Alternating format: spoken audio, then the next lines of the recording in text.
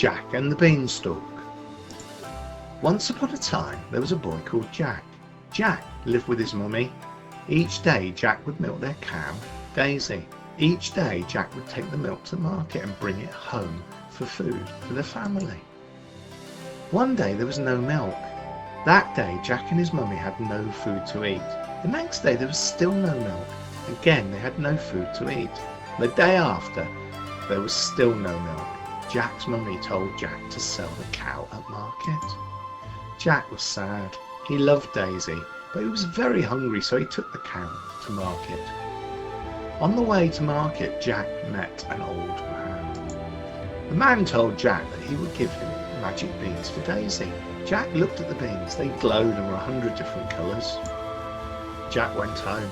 He was very pleased with himself. His mummy was not. She took one look at the beans and burst into tears. "Now we shall surely starve," she shouted. She grabbed the beans and threw them into the field beside their house. Jack was sent to bed without supper. There was still no food.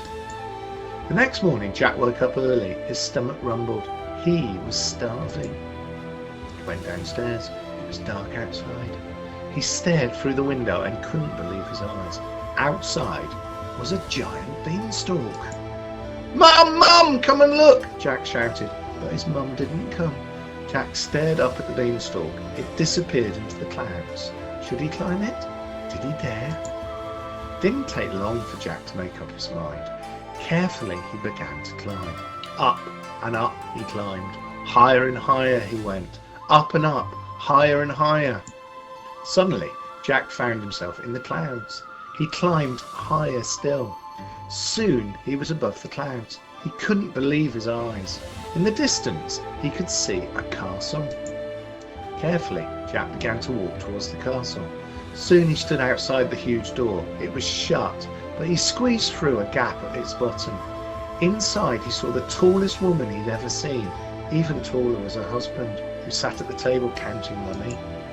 The giant suddenly looked up and said, "Fee, fi, fo, fum, I smell the blood of an Englishman. Be he alive or be he dead, I'll grind his bones to make my bread." Jack was terrified, but before he could move, the giant slumped forward and fell asleep. Jack moved forward. Carefully he took one of the giant gold coins and put it in his backpack. Then another and another. Then he turned and ran back to the beanstalk. His mother was delighted to see him. They sold the coins and lived happily until the money ran out. For a second time Jack climbed the beanstalk. For a second time Jack crept into the castle.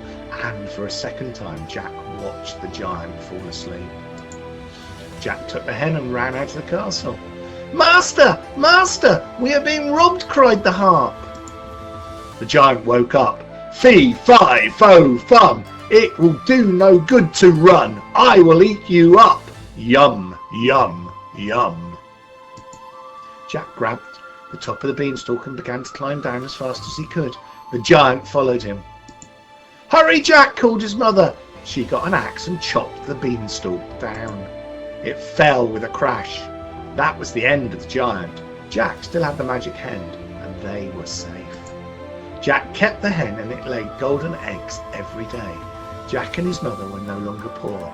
They all lived happily ever after.